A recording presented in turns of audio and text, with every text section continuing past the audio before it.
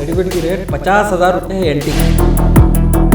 किस कंट्री से है बोले तो मैं इंडिया बोले तो पहचानते नहीं, ताजमहल के नाम से रेफरेंस देके हम इंडिया बोलना पड़ता है। आपको पता चले 200 साल हुकूमत की है निज़ाम सरकार, आज तक सिलेबस में उनका सब्जेक्ट नहीं है।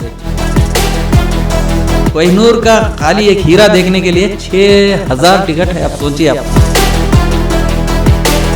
लेकिन हमारी देश को, हमारे इंडिया को हमारे पॉलिटिशियंस नहीं समझे, नहीं पहचाने। जो गुलबर्गे का नाम कलबुर्गी चेंज हुआ, हमारे लोगों के पास किसी के पास एविडेंस नहीं था बोलने के लिए, करने के लिए। गुलबर्गा सोने के सिक्के में गुलबर्गा लिखे हुआ है, लोहे के सिक्के में उससे पहले एहसनाबाद था गुलबर्गे का नाम, एहसनाबाद। ये किताब है, 5 लाख रुपए का अवार्ड है भारत सरकार की तरफ से। हाँ, ये दुनिया की सबसे बड़ी तोप है। अस्सलामुअलैकुम नाजरीन, इस वक्त हम गुलबर्गा की सरज़मीन पर हैं और गुलबर्गा की एक बहुत ही माया नाज मुमताज़ शख्सियत हमारे सामने है। और ये यकीनन हमारे लिए खुशनसीबी है कि बड़ी मुश्किल से हमारे साथ जो है मोहम्मद एजाज़ुद्दीन पटेल साहब का टाइम मिल पाया है। ये एक ऐसी शख्सियत जिनके बारे में जितने कलिमात, तारीफ़ी कलिमात कहे जाए, मेरा ख़्याल है कि कम हैं।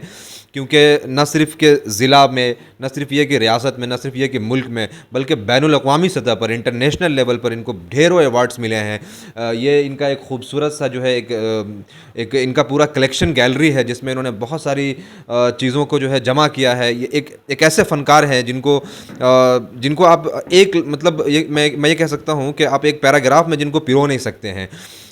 जिसको इस तरह से समझें कि अगर आप उनको रिलीजियस बैकग्राउंड से देखें तो उन्होंने प्यारे नबी के ताल्लुक़ से, या जो दूसरे हमारे अंबिया इकराम हुआ उनके ताल्लुक़ से जो भी हमारे पास असासा मौजूद है उनको उन्होंने प्रिजर्व किया है, उनको यहाँ पर जमा किया है। उसके बाद बहुत सारी ऐसी जो मुस्लिम हुक्मरानी है, मुस्लिम सुल्तनत है, उसके ताल्लुक़ से बहुत सारी जो इम्पॉर्टेंट चीज़ें हैं, जो तमाम आसार क़दीमा के जो डिफरेंट चीज़ें हैं, उसको जमा किया है। सबसे पहले तो बहुत बहुत शुक्रिया मिलेट डाइजेस्ट को अपना टाइम देने के लिए। बहुत सारी चीज़ें हैं आपसे जानना चाहेंगे, लेकिन शुरुआत ये करेंगे कि हमारी ऑडियंस को आप अपने ताल्लुक़ से बताएँ कि बेसिक ब्रीफ इंफॉर्मेशन आपके ताल्लुक़ से। अस्सलाम वालेकुम रहमतुल्लाहि व बरकातहू। मेरा नाम मोहम्मद एजाज़ुद्दीन पटेल है। मेरे वालिद का नाम मोहम्मद ख्वाजा नवीद पटेल है। वो निज़ाम ज़माने के मुंशी फ़ाज़िल मुदर्रिस थे। फ़ारसी, उर्दू, अरबी, तमिल, तेलुगु जानने वाले। मेरी खुशनसीबी है ऐसे शख्सियत की मैं औलाद हूँ। तो उनका इन्फ्लुएंस अल्हम्दुलिल्लाह, माँ बाप का इन्फ्लुएंस है ही है। मेरा जन्म गढ़ी केशवार, चिंचोली तालुका, गुलबर्गा डिस्ट्रिक्ट में हुआ। एक छोटे से कस्बे का रहने वाले हम, वहाँ के पटेल घराने से हूँ मैं। और मेरा ओरिजिनली जो मकान है एक गढ़ी के अंदर है, भरबीज गांव के सेंटर में अपना मकान है। गढ़ी यानी फोर्ट, किला। वो गांव में गढ़ी बोलते हैं उसे, छोटी सी है। उसे एक 5 बुरुज है, अतराफ से बहुत बड़े वाले हैं, उसके बीच में मेरा घर है।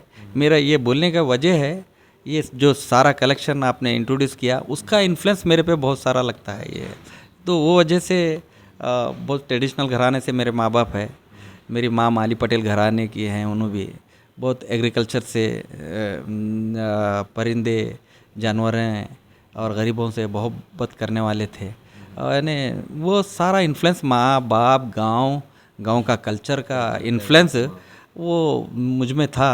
ज़्यादा खेत बाड़ी वगैरह में ज़्यादा जाते आते रहता, नदी नाले बोलियाँ, उसका रेशें, मिट्टी जब पानी से लहर जाती उसके बाद मिट्टी के जो उसका ये बनता है, स्ट्रक्चर जो बनता है, उसे देख के मैं कुदरती स्ट्रक्चर को देख के वो बचपन में हैरान और परेशान रहता था। परिंदे जो अपना घर बनाते हैं वो देख के हैरान रहता था। यानी हर एक चीज़ देखना, हैरान होना कुदरती नज़ारों को देख के, वो भरपूर इन्फ्लुएंस मेरे पे था। मेरा बचपना गांव में गुज़रा। उसके बाद मैं एजुकेशन के लिए सेडम तालुका है, यहाँ पर सेडम में फर्स्ट से लेके 10th तक मैं, बगैर माँ नहीं थे मेरे साथ, मैं 9 महीने का बच्चा सेडम में हमारे पिताजी के साथ इधर सेडम में थे। वहाँ एजुकेशन मैंने 10th तक कंप्लीट की। मैंने ठान लिया था। जो एजुकेशन पीरियड में ही मैं बचपन में जो फोर्थ फिफ्थ सिक्स्थ में जो साइंस के डायग्राम रहते थे, स्कूल में नंबर वन था। हर एक बच्चे को फर्स्ट कापी में पहले नाम जो लिखने का रहता था वो मेरे हाथ से लिखाते थे। कापी पे नाम लिखाना हो, साइंस के डिज़ाइंस डालना हो, हाँ वो जो भी है किताबत वाले स्टाइल में, कैलीग्राफी स्टाइल में मैं लिखने का सबको लिख के देना, मुझे बहुत खुशी होती थी। और मेरी तारीफ़ करे तो और मुझे बहुत खुशी थी, मोटिवेशन मुझे मिलते रहता था। वो बचपन से ही मुझे वो आदत थी। और 8th स्टैंडर्ड से मैंने कमाना चालू किया। जो साइन बोर्ड हैं, ऑटो रिक्शे के नेम प्लेटें हैं, लूना साइकिल मोटर के नेम प्लेटें लिखने के यानी शौक़ था। ये वहाँ से शुरू हुआ। और पैसों से कमाने की भी बहुत शौक़ था बचपन से, और पैसे से बहुत लगाव था। तो वो वजह से 8th स्टैंडर्ड से मैं पैसा कमाने चालू हो गया। जो ही 8th स्टैंडर्ड हाई स्कूल में जाने के बाद एक दो स्पेशल कोर्सेस चालू होते उसमें, एनसीसी बोल के एक नेशनल, हाँ ये वो, उसमें मैं एडमिशन लिया। उसके बाद हायर लोअर ड्राइंग का 1-2 साल का वो भी एक पीरियड रहता, उसमें ही रहता 7 सुबह 8 से 9 तक। तो उस टाइम पे मैं 8th स्टैंडर्ड में 9th स्टैंडर्ड में continuously district level award ministry of culture से लिया। तब तो स्कूल में मेरा बहुत चर्चे थे, मशहूर प्रिंसिपल थे इस रीजन के। तुम्हारी एक फ़ोटो दो, पेपर में डालेंगे बोले। पहली फ़ोटो स्टूडियो को जाके मैं उतारा था उस टाइम पे। मुझे मालूम नहीं वो कौन से पेपर में आया, कुछ पता नहीं। 10th का जब यहाँ आके एडमिशन, मैं 10th पास होके जब गुलबर्गा आया तो 10th तो कम्प्लीटली वहाँ किया नहीं। यहाँ पर मल्टीपर्पज़ निज़ाम शाही मल्टीपर्पज़ स्कूल में मैं एडमिशन लिया 6 महीने के बाद। यहाँ आके यानी आखिरी बॉर्डर से यानी 3rd क्लास नंबरों से मैंने 10th कामयाब किया। तो मुझे तय था ये टीचर बनना या साइंटिस्ट बनना या ऑफिसर बनना, तो ये मुझे नहीं था। ओनली आर्टिस्ट बनना ये तय था बचपन से। तो मैंने जो ही 10th पास हो गया, एडमिशन लिया मैंने ड्राइंग मास्टर कोर्स।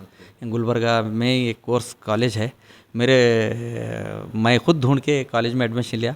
घर में सभी मुखालिफ थे मेरे, सभी मुखालिफ करते थे। अरे एक टीचर घराने एजुकेशन फैमिली का बच्चा, तू ये लाइन में आर्ट, ये क्या, कन्नड़ा मीडियम से हूँ मैं, कन्नड़ा पढ़ के तू अनाड़ी जैसा सोच रहा, बल्कि ये टाइटल्स मेरे साथ जोड़ते थे। और दोस्तें भी बचपन में वहाँ मजाक उड़ाते थे, अब बहुत बड़ा आर्टिस्ट बनने जा रहा हुआ है, ये सब छोड़ के करके पढ़ना, कौन बहुत ये आर्ट फील्ड में आगे बढ़े, तरक्की करें, ऐसे ताने देते रहते थे मुझे। तो अल्हम्दुलिल्लाह वो ताने, वो मुखालिफ, उसको मैं रिवर्स लिया, वो पूरा कुछ करके दिखाना बोल के। अल्हम्दुलिल्लाह वो जो बचपन में हाई स्कूल में मैं जो गवर्नमेंट अवार्ड से लिया था, यहाँ पर भी हमारे कॉलेज को पहला नेशनल अवार्ड लेकर आया। सो ministry of culture south central zone का 4th ऑल इंडिया एग्जीबिशन से अवार्ड लिया। ये रीजन में पहला फोटोग्राफर हूँ मैं जो नेशनल अवार्ड लिया था। तब भी मुझे बहुत, और कैश अवार्ड बहुत चर्चे हुए थे।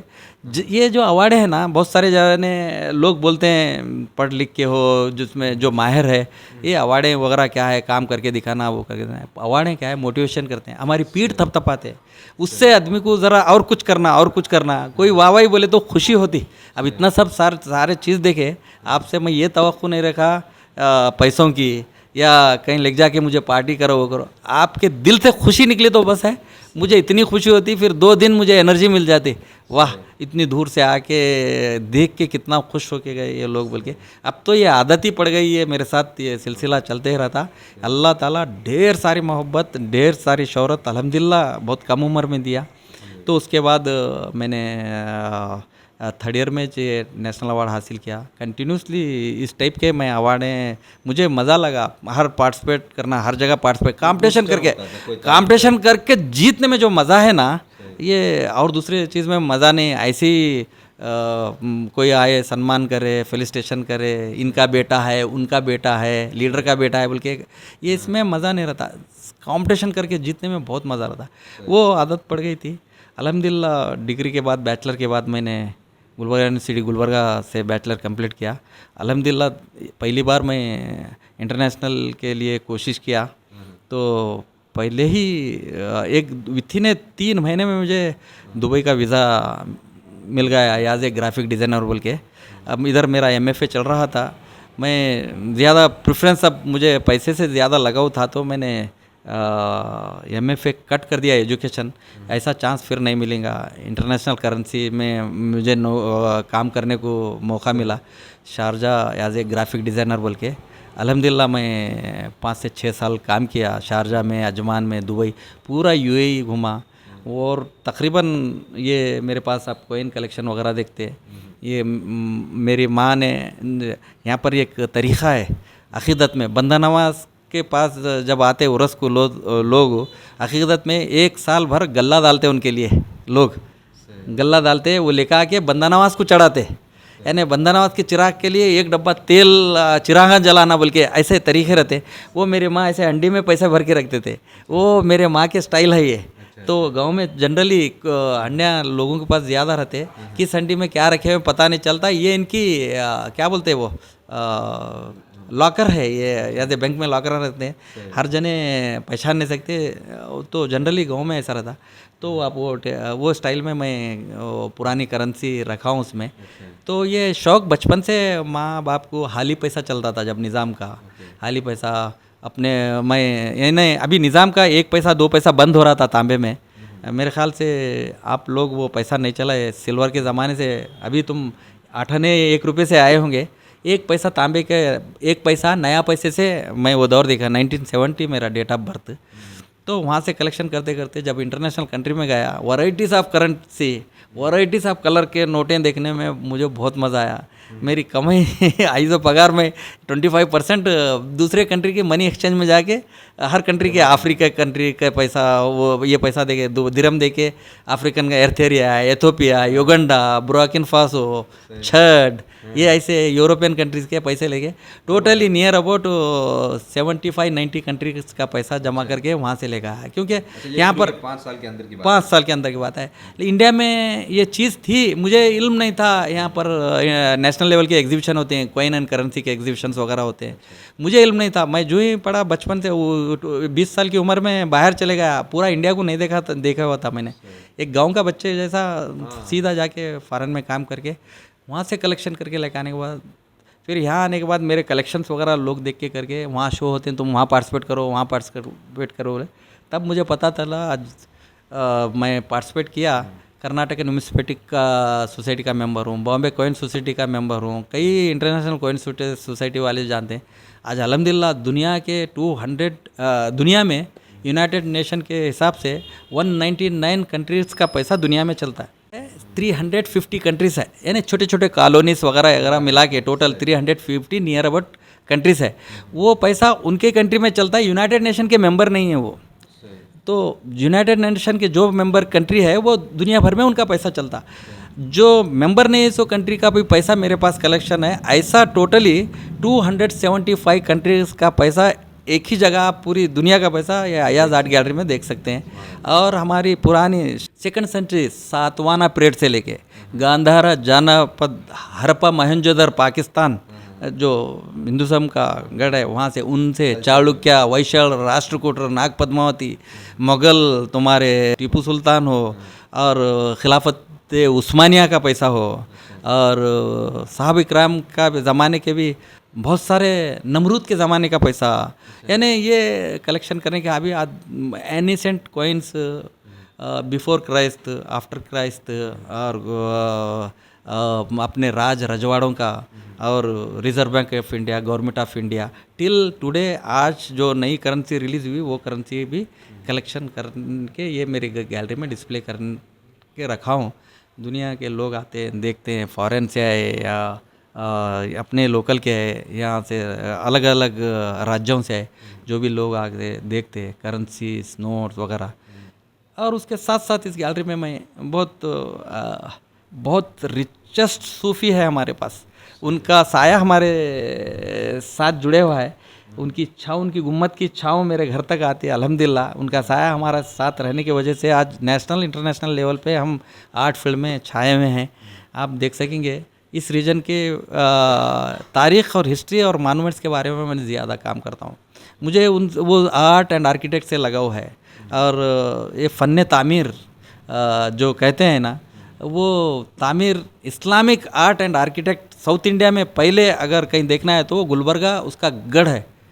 और साउथ इंडिया की पहली इस्लामिक सल्तनत वो गुलबर्गा है।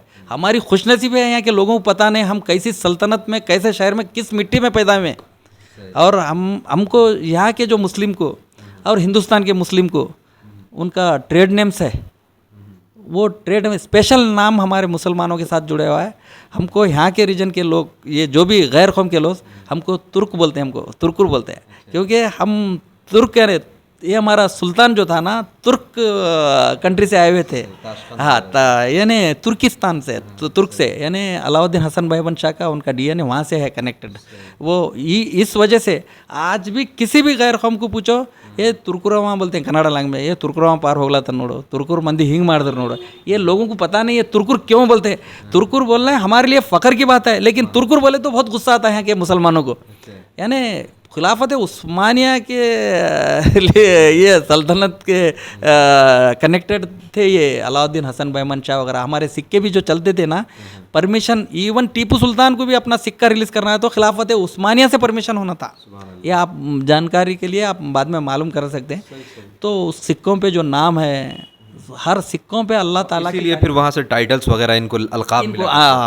आप देखिए जो निज़ाम के कॉइन्स पे एक बिस्मिल्लाहिर्रहमानिर्रहीम का एक लोगो है, वो तुर्की के ऑटोमन एम्पायर्स के कारपोरेशन पे वो लोगो है। वो फोटोग्राफी के साथ मैं एविडेंस के साथ बताता हूँ, क्योंकि ये चीज़ें लोगों को मालूम नहीं। आप कितने रिचेस्ट है। एक ज़माने में आप यकीन नहीं मानेंगे, हमको बैकवर्ड बोलते हैं, इस रीजन को बैकवर्ड बोलते हैं। एक ज़माने में दुनिया का सबसे रिचेस्ट बादशाह निज़ाम सल्तनत थी, ये निज़ामुल मुल्क आसिफ जाई। यानी इतना बड़ा दुनिया का रिचेस्ट बादशाह तो अभी तक गुजरा नहीं, अभी भी उनके कंपेयर करेंगे तो। वो ज़माने में हम बहुत रिच थे, कंटिन्यूसली बहमनी ज़माने से, यानी 13वीं सेंचुरी से आज तक। आज ये लोग government of India headquarter Bengaluru बना, हम पिछड़े हुए हैं बोलते हैं। उसका बदला है हमारे साथ, फिर कुछ भी नहीं। तो हम ऐसे रिचेस्ट सल्तनत और ऐसे रिचेस्ट एरिया में पैदा हुए, हमारी खुशनसीबी है। तो ये मेरा फ़र्ज़ बनता है हमारे रीजन के आसार और हेरिटेज, वक़्फ़ की सरज़मीन, यानी इवन सिर्फ हमारा ही नहीं, हमारे रीजन के गैर धर्म के हिंदू मॉन्यूमेंट्स हो, टेम्पल्स हो, मठें हो, मंदिरें हो, यानी वो एक ज़माने का आर्किटेक्ट है। हमारे लोगों को बताने के लिए मैं उस पर भी ज़्यादा काम करता हूँ, यानी तारीख़ कैसी गुजरी है ज़माने में। उनका भी बहुत बड़ा ताउन था हमारे बादशाहों के साथ। जब तक उनका ताउन नहीं था कुछ नहीं कर सकते थे। बहुत सारे तामीर देखेंगे, बहुत सारे आज ये जो जनरली आप फसादात वगैरह देखते हैं, ये मस्जिद नहीं मंदिर थी, ये मंदिर नहीं मस्जिद थी, ये चर्च था, वैसा था, ऐसा नहीं। ज़माने के हिसाब से काम होता था।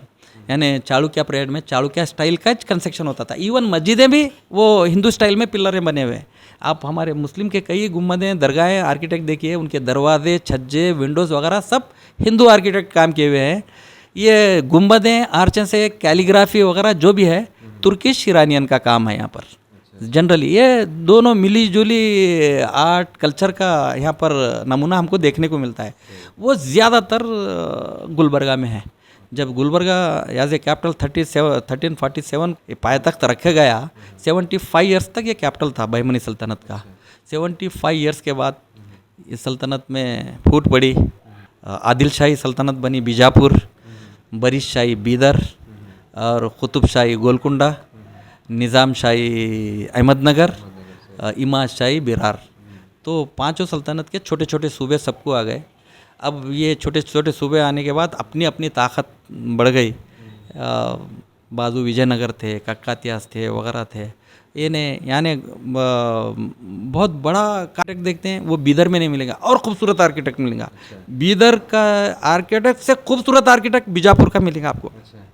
बीजापुर से और बारीक खूबसूरत आर्किटेक्ट गोलकुंडा में मिलेगा। ये डेवलपमेंट स्टेप बाय स्टेप। यहाँ पर प्लेन गुम्बदें, प्लेन आर्किटेक्ट, वो ओनली प्लेन स्टाइल में काम मिलेगा। तो ये बहुत सारा कंट्रीब्यूशन ये बहमनी सलातिन ने इस रीजन को दिया है। देश और दुनिया में बहुत बड़ा नाम है गुलबर्गे का।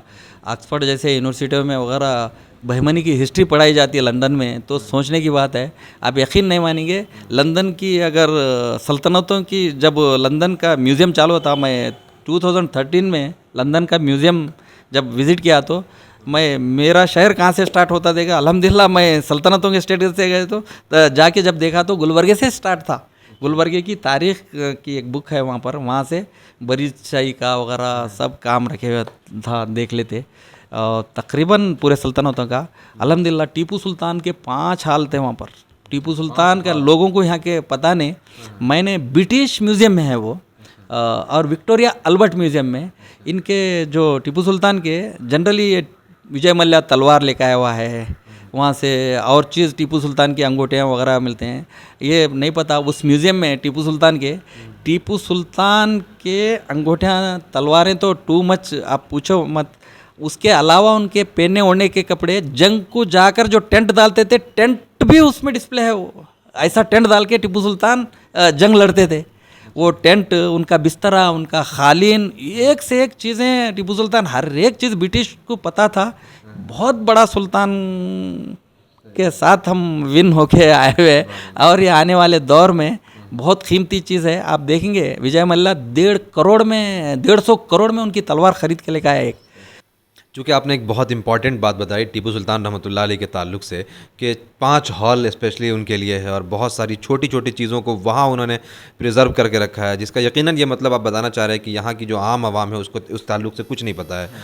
तो इस हवाले से जैसे मैं गुलबर्गा आया, मैं यहाँ घूमा, यहाँ के लोगों से मुलाकात हुई, यहाँ के जो आसार क़दीमा या जो बुलंद बाला इमारतें हैं उसकी जो खस्ता हाल है उसको देखा तो बड़ा अफसोस हुआ। और अल्हम्दुलिल्लाह आपने इसके ऊपर बड़ा तफसील और बड़ा मतलब जद्दोजहद के साथ काम किया है। तो मैं ये जानना चाहूँगा कि ये जो बहमनी सल्तनत के ताल्लुक़ से यहाँ जो चीज़ें हैं, तो आम आवाम या फिर यहाँ जो पॉलिटिशियंस हैं या जहाँ यहाँ पे जो इंटेलेक्चुअल्स हजरात हैं या और जो दूसरे फ़न निगार वगैरह हैं, इन्होंने क्यों इसको नज़रअंदाज किया है? ये जो खस्ता हाल है उसकी वजह क्या है? सिर्फ ये इस रीजन में सिर्फ गुलबर्गे के तारीख़ी इमारतें की खस्ता हालत है। अभी मैं बोलूँगा मेरे ख़्याल से बिदर के, बीजापुर के, अहमदनगर के मानूमेंट्स को ज़रा टेक केयर है।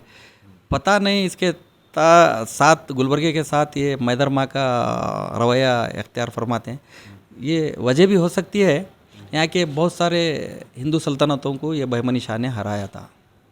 और अतराफ़ कितने सल्तनतें, रजवाड़े थे, कलचुरिस, विजयनगर, कक्कातियास, राष्ट्रकूटर्स, सब इनके सामने सरेंडर हो गए थे।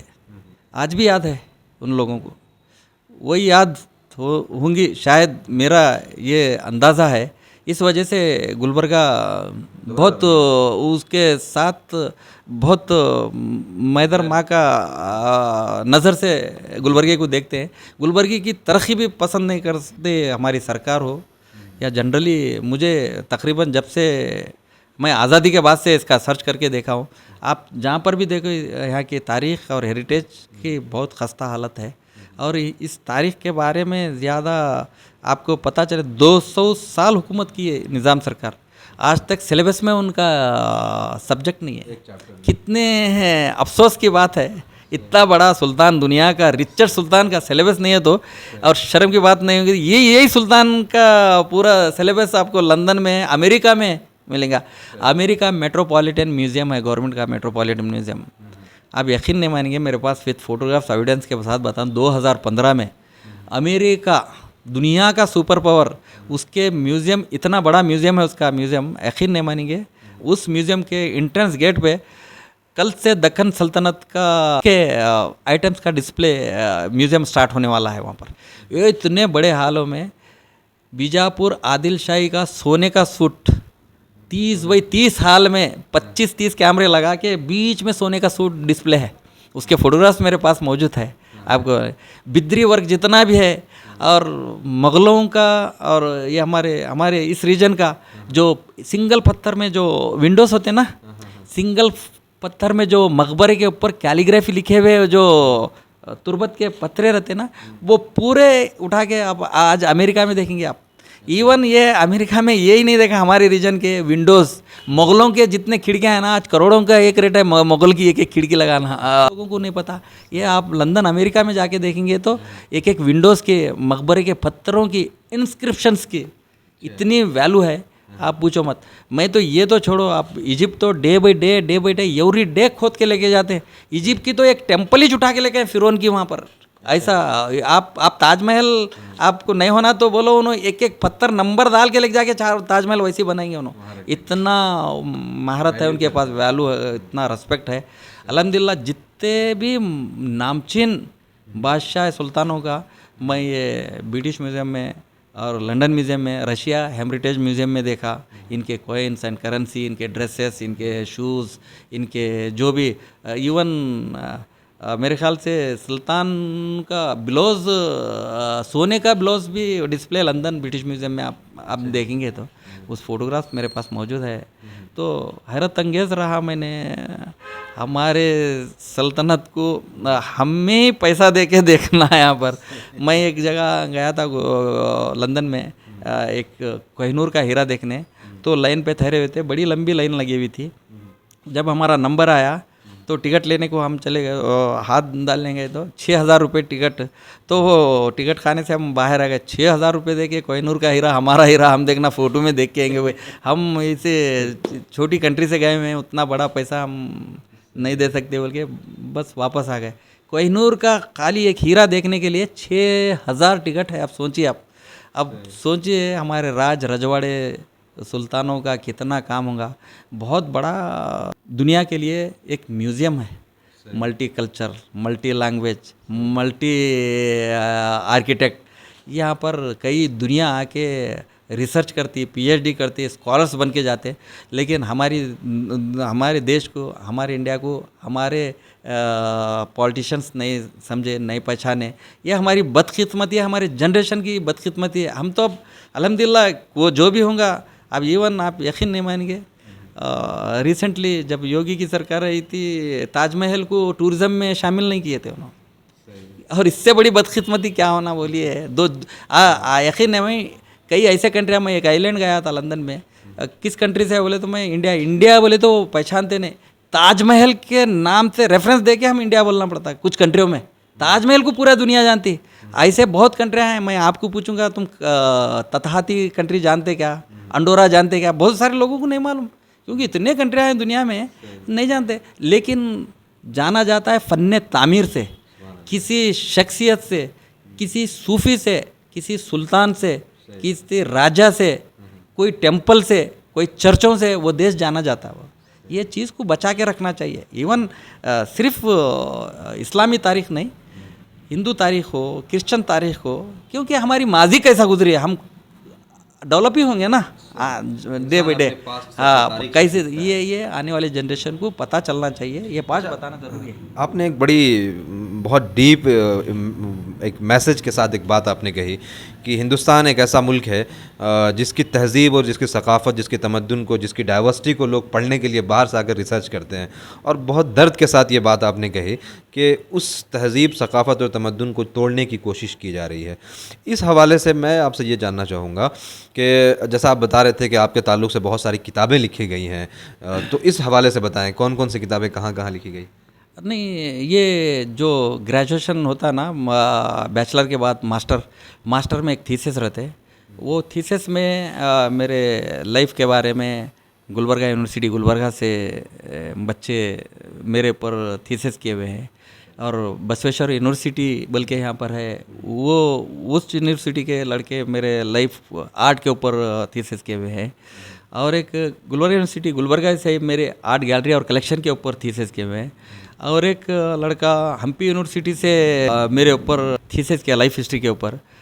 और मैं खुद मेरे काम के ऊपर थीसिस लिखा हूँ मिनिस्ट्री ऑफ कल्चर का। 2017 और 2016-17 का नेशनल फेलोशिप 5 लाख का अवार्ड मिला मुझे 2016-17 में। बट पेश करने का था, ऐसा मौका भी अल्लाह ताला मुझे दिया।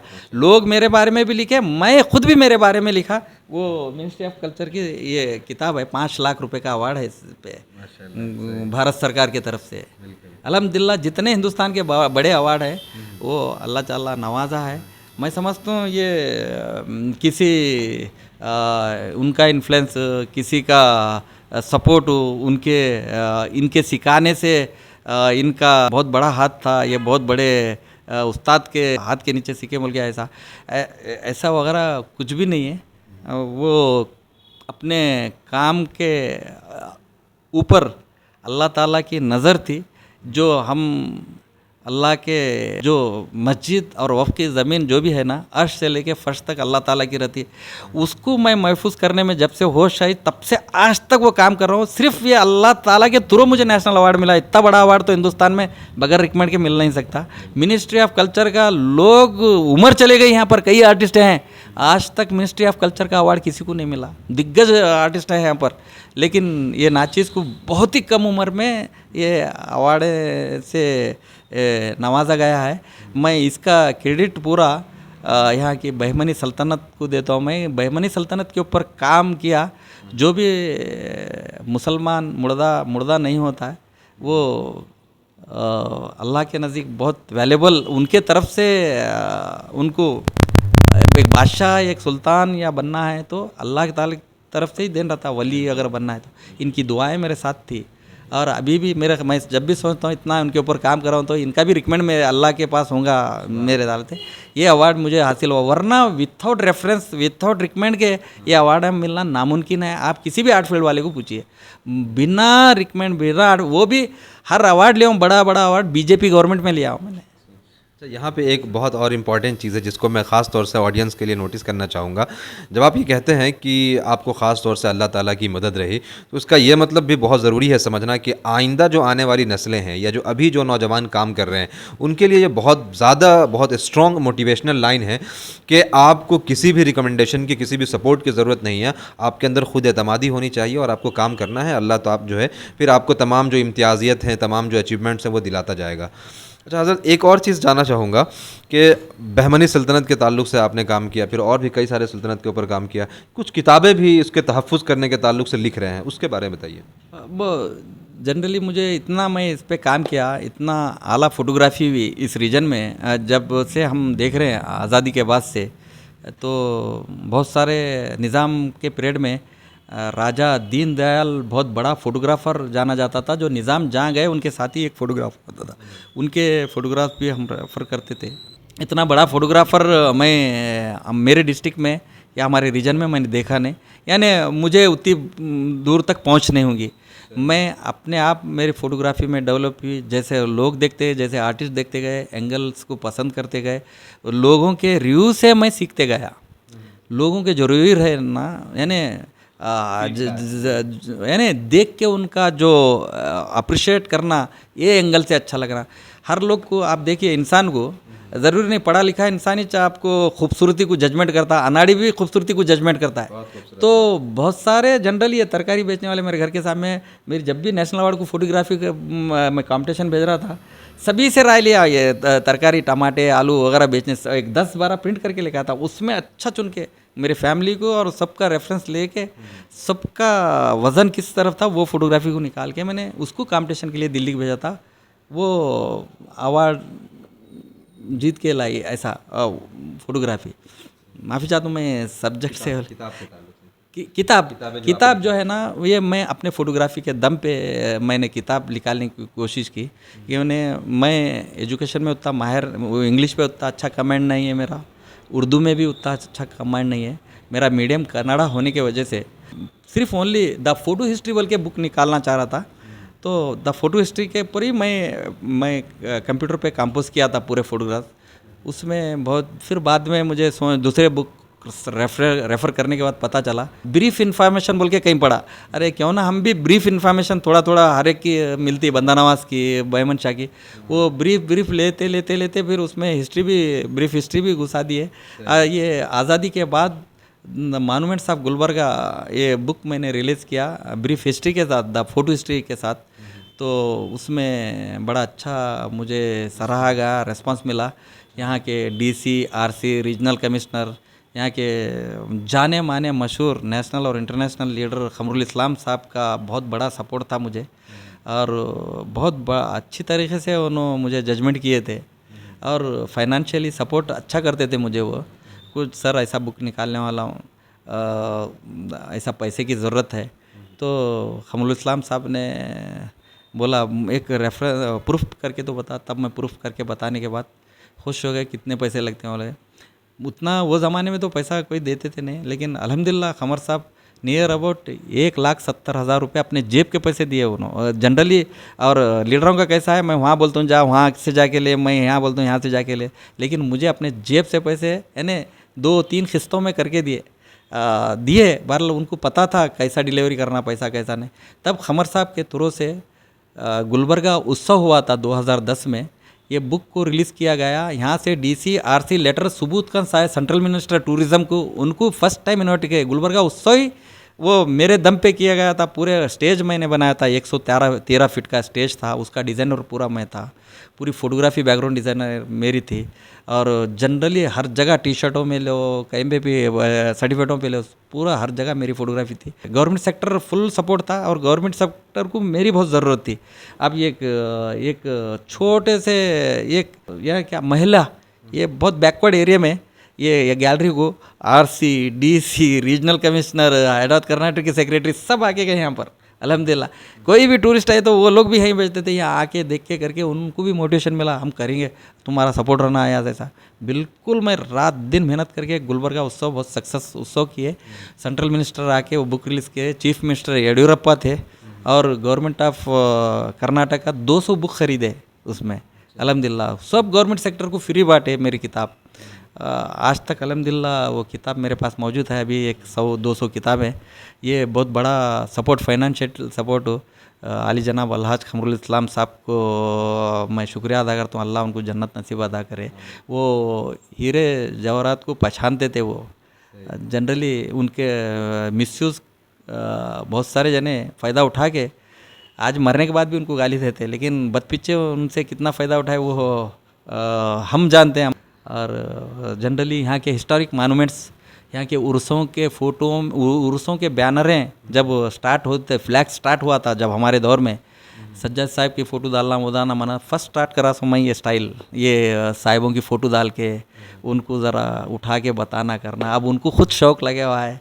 खमरुल साहब उनके भी नए नए एंगल्स के फ़ोटोग्राफ्स वगैरह, ये तो पॉलिटिकली चलता था, लेकिन आर्टिस्टिक एंगल के पोस्टर मैं बहुत बनाए पॉलिटिक्स के भी। यानी जब तक वो एक बड़ा दिग्गज लीडर था उनके साथ काम किया, उसके बाद मैं पॉलिटिकल लीडरों का, मैं पॉलिटिकल से कोई कनेक्ट भी नहीं। यानी उसमें अगर दिमाग डालेंगे फिर मैं इसमें वॉश आउट हो जाऊंगा। किसी भी एक लाइन से हम माहिर बन सकते हैं, हर एक में मैं पना अच्छा नहीं। आप चाहेंगे कि आपकी जो पूरी आर्ट गैलरी है उसका हमें जो है थोड़ा सा ब्रीफ बताएं। ये पेपर मनी है इंडिया, गवर्नमेंट ऑफ इंडिया की। 1 रुपये से लेके 5 रुपये तक नोट जो है ना गवर्नमेंट ऑफ इंडिया प्रिंट करती है। 10 रुपये से लेके आपको 1000-2000 तक रिजर्व बैंक ऑफ इंडिया पैसा नोट प्रिंट करती है, पेपर मनी। तो हमारे पास ब्रिटिश इंडिया की ये 1 रुपये की नोट है 1940 की, 1940 आज़ादी से पहले की। हाँ 1940 से लेके 2018 तक 1 रुपये की नोट डेट वाइज पूरे नोट है। डेट वाइज है ये। और इसमें स्पेशल नोट कुछ रेयर नोटें हैं। फॉर एग्जांपल 1964 की नोट जो गवर्नर सिर्फ 1 ही महीना था, ये नोट मिलना बहुत मुश्किल है। इसमें 4 नियर अबाउट 50-60 हज़ार की एक नोट है। 1972 की नोट बहुत मुश्किल से मिलती है। ये रेयर नोटें हैं इसमें, आप अगर देखेंगे तो। इसमें सिक्का वगैरह भी है? इसमें सिक्के हैं। ये ब्रिटिश इंडिया और government of India, reserve bank, ये निज़ाम सरकार के अलग अलग सिक्के हैं। ये ओनली फॉर महात्मा गांधी के नोटें हैं ये। सिर्फ हर नोट में महात्मा गांधी, जिसमें खादी उंडी नेहरू के पीरियड में जब पेपर मनी जो थी सिर्फ 1 साल के लिए सिग्नेचर करके देते थे, 1 साल के लिए ही चलना वो नोट। तो वो खादी हुंडी से लेके अब 2000 की मोदी सरकार की नोटें भी इसमें मौजूद है। हर नोट पे आपको महात्मा गांधी मिलेंगे, गांधी सीरीज है। सही। ये 1 पैसे से लेके यानी अब 1 पैसा जो लास्ट एंड तांबे का जो निज़ाम का 1 पैसा नया पैसा जो बंद हुआ, वहाँ से लेके आज टिल गवर्नमेंट ऑफ इंडिया का 20 रुपीज़ कॉइन तक आपको यहाँ पर देखने को मिलेगा। ये सारे 1 रुपये, ये स्टैम्प पेपर है। जब स्टैम्प कोर्ट के पेपर जो होते थे आज के 200-1000 रुपये के, 35 रुपये का स्टैम्प पेपर होता था, 2.5 रुपये का स्टैम्प पेपर होता था। ये टाइप के स्टैम्प पेपर भी इसमें देखने को। ये सिर्फ 786 है। ओनली 786 के नोट हैं। 1 रुपये। हाँ ये जज्बात है। ये बहमनी पीरियड के कोइंस है इसमें। आपको बहमनी सल्तनत जो 18 बहमनी गुजरे उनके पूरे कोइंस है उसमें। ऐसा है। ये जो हमको अवार्ड मिले हुए हैं, ये जितने भी अवार्ड यहाँ पर गवर्नमेंट ऑफ इंडिया से लेके भारत से, सबसे बड़ा हिंदुस्तान का जो सबसे बड़ा अवार्ड है ये ministry of culture national award ये है। जो अमिताभ बच्चन, नसीरुद्दीन शाह उनको मिलता है, ये फोटोग्राफी में आज़ादी के बाद कर्नाटक में पहला फोटोग्राफर हो जो नेशनल अवार्ड हमको मिले हुआ है। चलिए, हमारे मिल्ली टीम के जानिब से आपको बहुत मुबारक हो। ये भारत गौरव रत्न अवार्ड है सर। ये वही पार्ट, ये इसका है पूरा कमेमोरेटिव कोइंस, जो स्पेशल इश्यूज आते हैं ना, जो शिवाजी महाराज पे, सरदार वल्लभ भाई पटेल पे, टीपू सुल्तान पे, स्पेशल इश्यूज है, ओनली स्पेशल इश्यूज, इसके ऊपर तस्वीरें देखेंगे उनके। तो हर टाइप के इसमें है। इसमें जितने कॉइन्स हैं, इसमें कोई एक ऐसा कॉइन जो आपके लिए बहुत ज़्यादा इमोशनल हो, जिसको आप बहुत मोहब्बत से रखे हो, डेडिकेट? ये है ना 75 ईयर्स का कॉइन है। ये बहुत रेयर चांदी के कॉइन है। ये मिलना बहुत मुश्किल की बात है, अब मिलना बहुत मुश्किल की बात है। एक कमेमोरेटिव कॉइन्स मिलते हैं, इसमें एक कॉइन बहुत रेयर है, 5 का कॉइन, अभी तक वो मिला नहीं। वो कॉइन की एक ज़रूरी है, इसमें ज़रूरत है, उसकी तलाश में अभी आप। और ये भी आपको पता चलना चाहिए, हमारे अब्बा हुजूर जो है ना, निज़ाम सरकार के मुंशी फाजिल वो ज़माने के, वो सर्टिफिकेट है। आज इसकी सर्टिफिकेट की रेट 50,000 रुपये है एंटीक। ये सालार जंग की साइन है इसके ऊपर, सालार जंग की साइन है, आपको देखें। ये निज़ाम सरकार की सर्टिफिकेट, ये उसके बाद मैसूर गवर्नमेंट की सर्टिफिकेट, इसके बाद कनाडा गवर्नमेंट ऑफ कर्नाटक बनने के बाद उसकी सर्टिफिकेट, 3 एग्जाम पास होने के बाद भारत सरकार, ये गवर्नमेंट ऑफ कर्नाटक से उन्होंने रिटायर्ड हुए आखिरी में। यानी फारसी और अरबी, वो तमिल, तेलुगु, कन्नड़ा जानते थे, माहिर थे वो, ऐसा। ये नेशनल अवार्ड की सर्टिफिकेट है। बारे में बताइए। ये बहमनी या निज़ाम सल्तनत पीरियड का ये हांडा है, बहुत पुराना एंटीक हांडा है। इसको कलेक्शन में रखा हूँ। इसके अंदर स्पेशली अब मैं जब फोटोग्राफी करता था, उसके कोनिका, कोडैक, फ्यूजी, ये रोला कलेक्शन करके रखे। अब मिलते नहीं, अब बंद है ये सब ऐसा।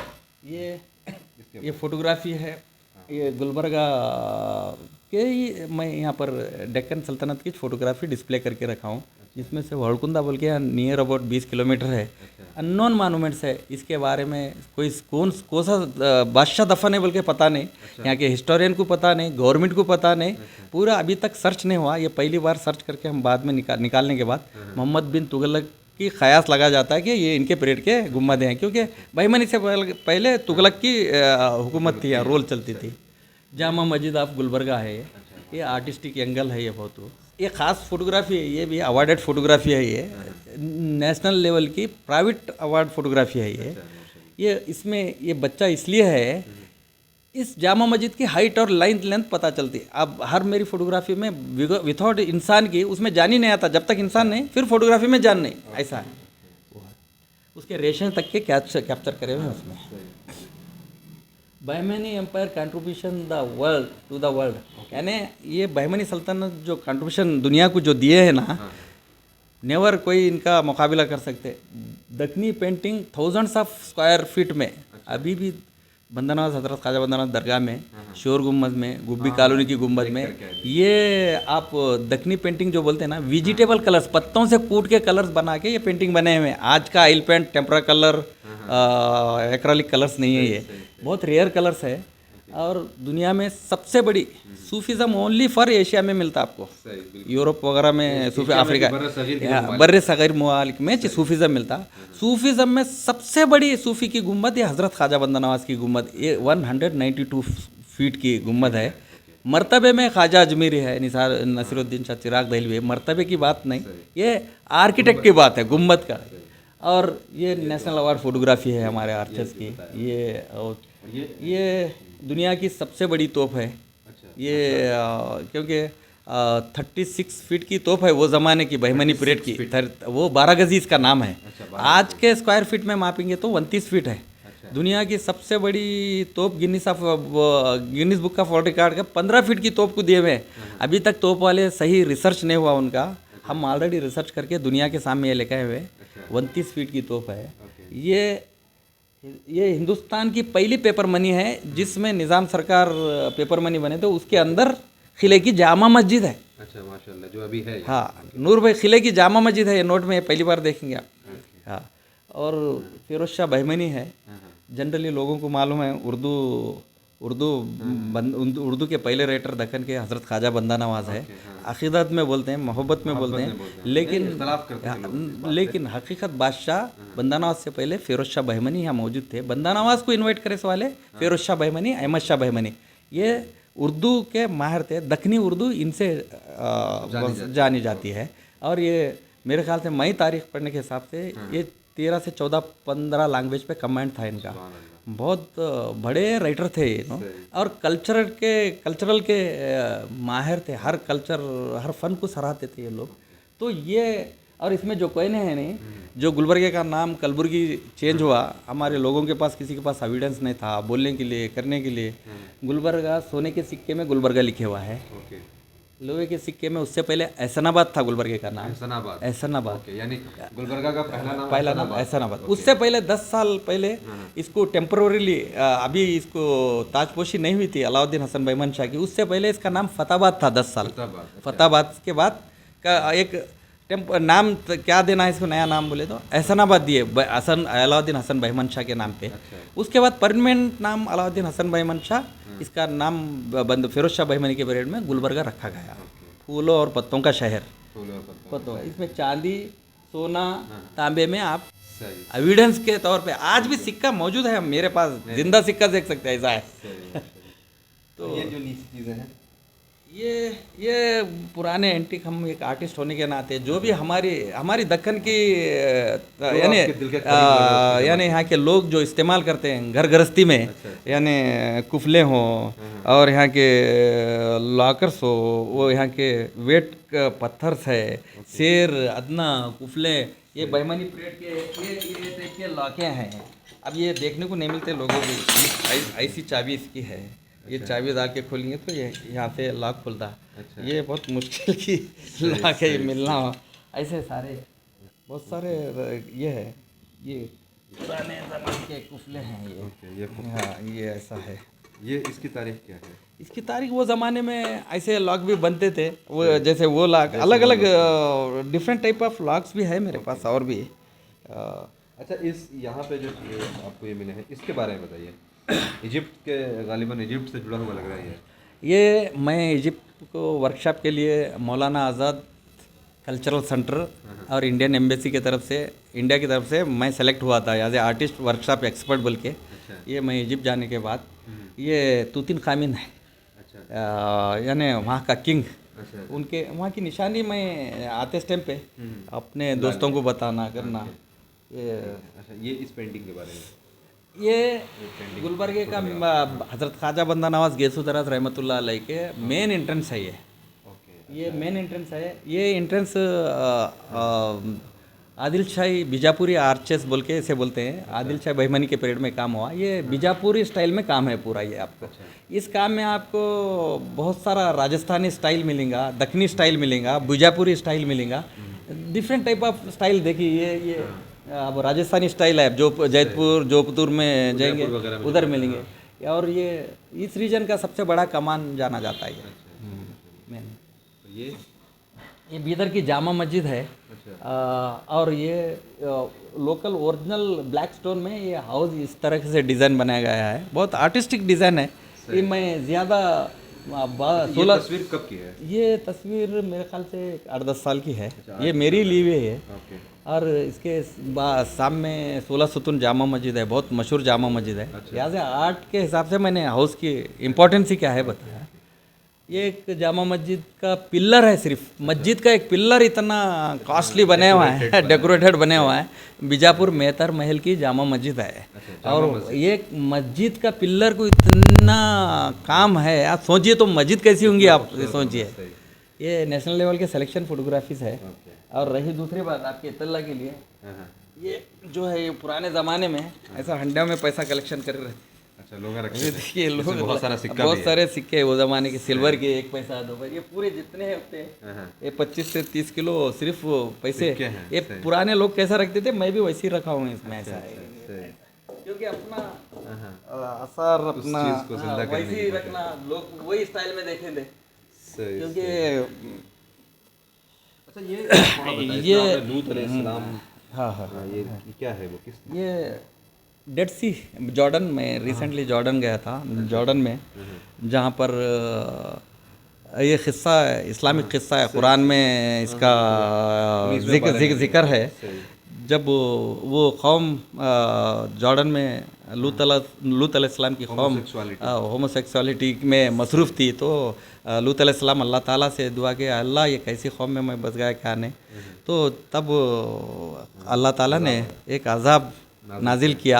ये जिस जगह ये कौम थी, ये कौम को अधर ज़मीन से ऐसा उठाकर उल्टा पटके हुए, और जब वो जो जगह है दुनिया का सबसे डाउन टाउन प्लेस है, जो ग्लोब चालू होता ना वहाँ से चालू होता ग्लोब। पानी आदमी डेड सी वहीं है, इंसान कतई डूबता ही नहीं। आप जैसे हेल्दी आदमी हो, इससे कितने भी हेल्दी आदमी हो, एक कुदरती हकीकत ओरिजिनल नज़ारा मैं देख के आया, वो डेड सी के पत्थर है। और आपको वादी रम, जो खालिद बिन वलीद रोमन एम्पायर को हराने इस रास्ते से गए थे ये जब ये रेत लाल रेत है, रेत यहाँ पर हमारी रेत अलग मिलती है, जनरली रेत अरब में रेत अलग मिलती है, ये वादी रम स्पेशल रेत है जहाँ पर सूरज आप सनरेज सनसेट देखने के लिए लोग जाते हैं। ऐसा आप सुबह देखेंगे तो ऐसा हाथ पकड़ेंगे, हाथ में सूरज रहता है वहाँ पर। बहुत इंटरेस्टिंग है। और यहाँ भी है हज़रत शुएब अलैहिस्सलाम और अय्यूब अलैहिस्सलाम का, वहाँ पर मैं जब ज़ियारत गया था, गिलाफ में मुबारक है, ये डेड सी की मिट्टी है। और ये मेरे ख्याल से ये क्या नाम है, असहाब कैफ के पत्थर है, जामा मस्जिद के वो कैफ के, और नबी अय्यूब अलैहिस्सलाम के वहाँ के मज़ार के पत्थर है। वो चुप यहाँ से आर्टिस्टिकली मैं कलेक्शन करके लेके आया। ये पुराने एंटिक, जब ग्रामोफोन ज़माने में जब चलता था, बहुत मशहूर था। ये ग्रामोफोन है, ये रेडियो है, आप टेलीफोन, ये सब चालू है, अभी भी चालू है ये। अब ये लाइन चालू है, अगर चालू लगेंगे तो। और स्पेशल आपको ये बताएंगे, ये 1852 की बॉटल है ये। अब ये नियर अबाउट ये मेरे ख्याल से 40 से 50 हज़ार रुपये की कीमत है इसकी। उसके डेट के साथ है वो बॉटल ऐसा है। वो बॉटल जो कलेक्शन करते हैं ना, वो बॉटल वालों को चाहिए आता है। ये वीनस सिंक बोल के हमारे बचपन में तब तक थी, ये यूज़ होती थी। 1855 इसका डेट के साथ है। ये जो कलेक्शन करते हैं ना, उनके लिए बहुत इम्पोर्टेंस ही रखता है। सही है। वो कहते हैं ना कि हीरे की कीमत और जो ये मेरे ख्याल से ये फ्लाइट की नहीं, ये डेड सी का पानी वगैरह है ये। अच्छा। मैं जहाँ जाता हूँ डेड सी का, दरिया नील का पानी बताता हूँ। दरिया नील का है। हाँ, ये दरिया नील का है पानी, वो भी दरिया नील का है, और एक डेड सी का है। ये पानी क्या है मालूम, ये भी नबियों के मौजिज़े के कारनामे हैं ये पानी के साथ, बोल के मैंने ये रखा हूँ। जनरली लोग तो यहाँ पे मैं एक चीज़ आपसे पूछना चाहूँगा, जैसे दूध अलैहिस्सलाम के ताल्लुक से, शुएब अलैहिस्सलाम के, अय्यूब अलैहिस्सलाम के ताल्लुक से, दरिया नील मूसा अलैहिस्सलाम के ताल्लुक से चीज़ों का आपने जमा किया है। रिलीजन आपके लिए कितना मैटर करता है? रिलीजन तो सवाल ही पैदा, उस रिलीजन में हम पैदा हुए हैं, सबसे बड़ी हमारी खुशकिस्मती है अल्हम्दुलिल्लाह। हज़रत मोहम्मद मुस्तफ़ा सल्लल्लाहु अलैहि वसल्लम के सदक़े तुफ़ैल में हमको इससे बड़ा रास्ता मैं बोल नहीं सकता। इसके बारे में बताइए। ये पेंटिंग मेरी पेंटिंग सिलेक्शन कर लिए, फाइल सिलेक्शन करके वहाँ क्या होता कल्चरल सेंटर में आपने रख लिया, मुझे एक सर्टिफिकेट दिए। तो मैं जो ट्रैवल करके आया, पूरे टिकटें, फ्लैगें, ट्रांसपोर्ट पूरे इसमें एक फ्रेम करके लगा। यानी एक आदत ऐसी है, जो भी टिकट खरीदते हैं, कलेक्शन, होटल बैठे, वो हर एक टिकटें इसमें मौजूद है। आपको बोर्डिंग कार्ड, सिक्योरिटी गार्ड, उस ट्रैवल की तमाम चीज़ें इसमें मौजूद है। ये बिदर की अस्टूर की एक गुंबद है, बहुत सारे जो है ना अलमिया है। हाँ, ये बहुत मशहूर फोटोग्राफी है ये। और तब मेरे ख्याल से बिजली जो कड़कती ना हाइटेड गुंबदों पे, तब वो नहीं लगाया हुआ था ना। वो आजकल बिजली कड़कने का ये लगाते हैं, देखिए जो टेक्निकली वो नहीं होने की वजह से बिदर में तकरीबन 1-2-3 गुंबदों पे बिजली गिर के हालत हो गई। ये जामा मस्जिद हमारे गुलबर्गे की कई आर्चेस, हर एंगल से इमाम साहब नमाज पढ़ाते तो दिखता है इसमें। तो वो स्पेशल एंगल कौन सा है, ये एंगल कैप्चर किया। उसमें बच्ची वो लाइट में से भाग रहे तो फिर ये हमारे कमानों की क्या हाइट है पता चलती इसमें। ये है लाइफ, तब तक हम वहाँ भी देखेंगे, अब लाइफ मिलती है आप में, है ना। ये है, ये एक तस्वीर है, ये तस्वीर की तस्वीर है, यानी ये मोम की तस्वीर है। ये बहुत बड़ी नियर अबाउट 25 से 30 करोड़ की पेंटिंग है। ये लंदन के आर्टिस्ट बने, उसकी तस्वीर मैं लिया। बहुत मशहूर आर्टिस्ट की फ़ोटोग्राफी है ये ऐसा है। अच्छा, इन किताबों के ताल्लुक से ये किताब है मानूमेंट्स ऑफ गुलबर्गा किताब, जो गुलबर्गे के ताल्लुक से अभी तक गुलबर्गे की तारीख की बुक नहीं बनी थी। मैं ये पहली बार गुलबर्गे की तारीख की मेरे फोटोग्राफी के दम पे ये किताब हमने रिलीज़ की है। ये मेरे ख्याल से आज़ादी के बाद पहली गुलबर्गी की किताब है ये मानूमेंट्स ऑफ गुलबर्गा बोल के। ये फिरोज़ाबाद का बुरुज है, अतराफ के पत्थर लेक जाने के बाद ये खाली अंदर का इतना बचे हुआ है। ये जामा मस्जिद का ये है। ये कब आपकी शायद हुई है? ये 2010 में चीफ मिनिस्टर येडियुरप्पा और Subodh Khan central minister release किए थे। ये हमारे एग्जीबिशंस की बुक है। ये मेरे इसके ऊपर है गुलबर्गा यूनिवर्सिटी गुलबर्गा से ये बुक बिदरी वर्क के ऊपर पूरा काम के ऊपर ये रिलीज़ हुए हैं। हाँ, अभी काम चल रहा है मेरा डेक्कन सल्तनत के ऊपर। जो सल्तनत थी गुलबर्गा इसका हेडक्वार्टर है, पायतख्त है। ये 75 साल के बाद ये 5 सल्तनत में डिवाइड होती है, जिसमें से बरीश शाही, आदिल शाही, कुतुब शाही, इमाद शाही और निज़ाम शाही। तो वो सल्तनतों के कोइन के ऊपर ये बुक का काम कर रहा हूँ मैंने। और ये पहली ऐसी बुक रहेंगी इंशाल्लाह उनकी गुम्मदों के साथ, उनकी कोइन, उनके फरमानों के साथ ये तमाम चीज़ें ये इसका तहफ़्फ़ुज़ हो जाएगा बोल के काम किया हुआ है ऐसा अल्हम्दुलिल्लाह। तो ये रिसेंट फ्रंटलाइन वगैरह में ये मैगज़ीन में हमारे गुलबर्गे की हिस्ट्री के बारे में मेरे आर्टिकल, मेरे फोटोग्राफी छपे हुए हैं। हाँ, यहाँ पे लोगों ने बताया कि आपके आर्टिकल जो है इंग्लिश मैगजीन, हाँ, ज़्यादातर ऐसा चलते हैं।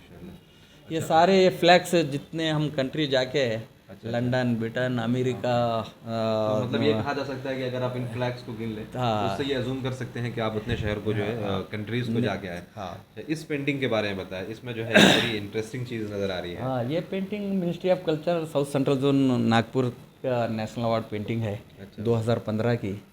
ये पेंटिंग डिजिटल पेंटिंग है। ये पेंटिंग को गुलबर्गे में तकरीबन कर्नाटक में मैं पहला आर्टिस्ट हूँ। ये टेक्नोलॉजी में काम करता हूँ मैंने। ये टेक्नोलॉजी में काम करने का 1993 में मैं दुबई में था, तब ये स्टाइल में काम करता था। इंडिया में अभी प्रिंटिंग नहीं थी। जब जो ही इंडिया में प्रिंटिंग चालू हो गई तो मैं कैनवस पे प्रिंट लेकर और इसके ऊपर फिर अपना हैंड वर्क करके जब कंपटीशन में पार्टिसिपेट की ये पेंटिंग, तो अल्हम्दुलिल्लाह गुलबर्गे को अवार्ड लेके आई ये पेंटिंग। ऐसा है। ये बचपन की एक तरह से याद दिलाती है कि हाँ, ये हमारा इस रीजन के जो यूज़ होने के मटेरियल है उससे शादियों बारातों में ये बाजे वगैरह, ये 10 मन का निज़ाम ज़माने का पत्थर विद सील के साथ है। सरकार आली 10 मन यानी 10 मन किलो। ये फिरोज़ाबाद की जामा मस्जिद है। एक हाँ मस्जिद है। अभी ये मस्जिद इस हालत में है, अंदर तुअर जवारी पेरते लोग, मस्जिद ऐसी वीरान पड़ी हुई है। फिरोज शाह बहमनी जब कैपिटल शिफ्ट किए फिरोज़ाबाद में, तब वहाँ की जामा मस्जिद है। इस फोटोग्राफी पे आदिल शाही बहमनी की गुम्बद के इंटीरियर की फ़ोटो है। इस पे 2014 में मुझे पहला नेशनल अवार्ड मिला था इस कर्नाटक को। ये फोटोग्राफी है वो ऐसा है। हाँ, ये चीज़ें भाई ये इस रीजन में जो चारपाई बुने जाती, ये ओरिजिनल सड़म बोलते हैं यहाँ पर। वो जो कुसुम्बा पेन थी वो रस्सी है, उसको ऐसा लपेट के रखते हैं। जब बुनना है चारपाई को, ये खोलते जाते हैं, बुनते जाते हैं। ये वो ज़माने के चिमटे वगैरह, ये लंदन क्लॉक, ये नेशनल अवार्ड फोटोग्राफी है बॉम्बे की। ये चीज़ के बारे में है ये फोटोग्राफी, ये अवार्ड मिला था मुझे इसे 2017 में। डेक्कन ड्राई यानी हमारे पास पानी का बारिश की बहुत कमी है। हाँ, अकाल प्रदेश जो बोलते हैं ना, ये हल्लू सूखते कच्चे से सूखते ये हालत हो गई। परिंदे को भी यहाँ पानी मिलना बहुत मुश्किल है दुबकाले में। उसके परिंदे के पैर के निशान है। तो ये हालत है, परिंदे को दर बदर भटकना पड़ता, तो इंसान को कितना भटकना पड़ता बोल के। इस फोटोग्राफी के इस पे मुझे 2016 में ऑल इंडिया अवार्ड मिला था। और ये जामा मस्जिद आप 16 सतून की जामा मस्जिद है बिदर की, बहुत ही मशहूर मस्जिद है। इसके बाजू ही तुर्किश महल है, रंगीन महल, बहुत देखने का है बिदर, बहुत अच्छी जामा मस्जिद है। ये गुलबर्गे का आउटसाइड से फोर्ट व्यू है।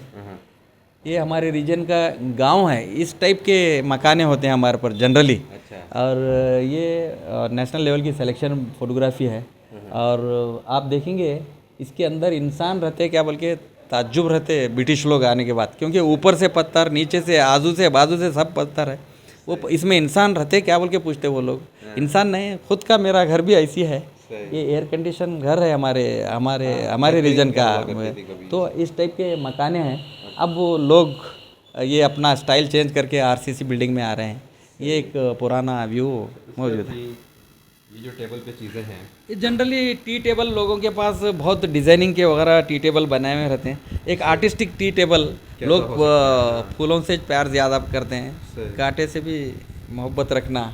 बिल्कुल। तो ओरिजिनल हमारे शहर के झाड़ों के कांटे हैं, और मेरे बचपन के खेले हुए गोलियां वगैरह है, जो भी हाथ के वाचेस, जिसमें जो भी ख़राब हो गए इसमें डाल के छोड़ देता हूँ, ऐसा है। तो जैसा कि आपने पूरा आर्ट्स गैलरी के ताल्लुक से छोटी छोटी चीज़ों को बड़े खूबसूरती से प्रिजर्व किया और बहुत अच्छे से एक्सप्लेन किया हमारी ऑडियंस के लिए, आखिरी में आपसे एक सवाल जानना चाहूँगा। एक सवाल नहीं है, उसमें 3-4 चीज़ें हैं, मैं चाहूँगा कि आप डिटेल्स में बताएं। एक तो ये है कि हमारी जो ये जनरेशन है या जो आने वाली जनरेशन है, उसके बारे में आप क्या कहना चाहेंगे? इन शोबों में आना कितना उनके लिए इम्पॉर्टेंट है, एक चीज़। दूसरी चीज़ ये है कि जो मुख्तलिफ़ मुस्लिम सल्तनतें थी हिंदुस्तान के अंदर, उनके ताल्लुक से इस तरह से डॉक्यूमेंटेशन करना कितना इम्पॉर्टेंट है तमाम हवालेजात से। फिर ये कि उनके ऊपर मुख्तलिफ़ तरीक़े से अटैक हो रहा है, जैसे कि यहाँ गुलबर्गा के नाम के ताल्लुक से हुआ, आपने सिक्कों में बताया कि गुलबर्गा ही नाम है। तो कितना इम्पॉर्टेंट है कि इन जो सलातीन हैं, इनके जो डिफरेंट आसार क़दीमा के ताल्लुक से डिफरेंट चीज़ें हैं, इसको प्रिजर्व करना, इसका डॉक्यूमेंटेशन करना कितना इम्पॉर्टेंट है ये। और हमारी जो आने वाली जनरेशन है वो अगर इन शोबे में आए तो उनको दुनिया क्या ऑफ़र करती है, उनके लिए क्या फ़ैसिलिटीज़ होगी, उनकी लाइफ कैसी होंगी। चूँकि आप अल्हम्दुलिल्लाह इस फील्ड में हैं और माशाल्लाह बहुत कामयाब हैं, तो मैं आपसे चाहूँगा कि आप जो हमारी जनरेशन्स आने वाली हैं या जो हैं, उनको आप क्या मैसेज देना चाहेंगे? पहला सवाल आपका जनरेशन के बारे में, मैं समझता हूँ जनरली पेरेंट्स को मालूम है कि भाई मेरा बच्चा डॉक्टर बने, इंजीनियर बने, एमबीए बिजनेस मैनेजमेंट में जाए, और बहुत बहुत सारे इदारे हैं, टेलीकम्युनिकेशन में जाए, कंप्यूटर साइंस में जाए, और diesel engineer, mechanical engineer, varieties बहुत सारे सब्जेक्ट है। फॉर एग्ज़ाम्पल एग्रीकल्चर की तरफ ज़्यादा तवज्जो नहीं देते, आर्ट की तरफ ज़्यादा तवज्जो नहीं देते, आर्किटेक्ट की तरफ ज़्यादा तवज्जो नहीं रहती। मेरा बोलने का मतलब यह है, ज़रूरी नहीं हर बच्चा डॉक्टर ही बनना, हर बच्चा इंजीनियर ही बनना। मैं हर बच्चे के ऊपर ये उम्मीद लगा के बैठना 90% 100% मार्क्स आना, वो बच्चा गॉड गिफ्ट कुदरती बच्चा अल्लाह की तरफ से भेजा गया बच्चा होता है। वो आप अपना ट्रेड नेम दिए हुए हैं, आप ज़रिया है, लेकिन खुदादा सलाहियत ऑलरेडी उसमें अल्लाह ताला दे के भेजा हुआ है। आपके पेट से वो बच्चा बाहर आया हुआ है खुदादा सलाहियत लेके, उसको अपना फ्रीडम दीजिए। आप यकीन नहीं मानेंगे, दुनिया में जितने भी नाम कमाए हुए हैं, पढ़ लिख के नाम नहीं कमाए, सब हॉबी में नाम कमाए हुए हैं। हमारे यहाँ एक बात कहते हैं कि जो कुछ नहीं करते हैं वो नाम करते हैं। नाम करते हैं। अब सचिन तेंदुलकर दुनिया का बहुत मशहूर बैट्समैन है, बहुत बड़ा पीएचडी ग्रेजुएट होल्डर है क्या? एमएफ हुसैन ग्रेजुएट होल्डर है क्या? वो गांव का है। मोहम्मद अली खिले क्या मशहूर? नेल्सन मंडेला बहुत पढ़े लिखे है क्या? महात्मा गांधी क्या पीएचडी कंप्लीटेड आदमी है क्या? ये बहुत मशहूर शख्सियत जो भी है ना, पढ़े लिखे नहीं है, अपने फ़न से खुदादा सलाहियत से दुनिया में नाम कमाए हुए हैं, खुदादा सलाहियत से नाम कमाए हैं। यकीन नहीं मानेंगे, मेरे साथी बहुत सारे इंजीनियर, डॉक्टर्स वगैरह ग्रेजुएशन किए हैं, मेरे से सीनियर्स भी है, मेरे आने वाले जूनियर्स भी है। आप यकीन नहीं मानेंगे, इस आर्ट फील्ड में से मुझे अल्लाह ताला के तरफ से इस भारत सरकार ने नेशनल अवार्ड से नवाजा, फेलोशिप अवार्ड से नवाजा, स्टेट सरकार ने अवार्डों से नवाजा, अदर जोनल मुख्तलिफ अवार्ड से private, non private, government, non government, national और इंटरनेशनल अवार्ड से नवाजा। और अल्हम्दुलिल्लाह कौन सा डॉक्टर है, कौन सा इंजीनियर है जो दुनिया के अमेरिका से ले के श्रीलंका तक 30 कंट्री घूम के आए, नाचिस गरीब एक आर्टिस्ट, आर्ट को लेके, मेरे अपने फ़न को लेके, कुदरती आर्ट को लेके मैंने मेरे कैनवस और पेपर पे प्रेजेंटेशन करने के उसकी वाहवाही के वजह से मैंने आज दुनिया घूम के आया। अमेरिका, लंदन, ग्रीस, तुर्की, बोस्निया अर्गोनिया, Albania, Russia, Thailand, Sri Lanka, Bangladesh, वो इतने कंट्रियाँ हैं और मुझे स्टेप बाय स्टेप नाम भी बोलना, इतने कंट्रियाँ, एक आर्टिस्ट घूम के आता है बोले तो सोचिए। तो बहुत सारे लोग पढ़ लिख के पैसा कमा के पासबुक में एंट्री देख के ही खुश होते। दुनिया इतनी बड़ी है, दुनिया, अल्लाह ताला कुरान शरीफ में फरमाता है, क्या तुमने नहीं देखा मैं तुमसे आला कौम को, तुमसे आले से आला कौम को पैदा किया भी और बर्बाद भी किया। कौम समूद सबूत है, पेट्रा जाएंगे आप देखेंगे, कौम लूत वो मौजूद है। मैं रिसेंट जॉर्डन में गया था, मुझे कुदरती मौजज़े देखने का मौका मिला।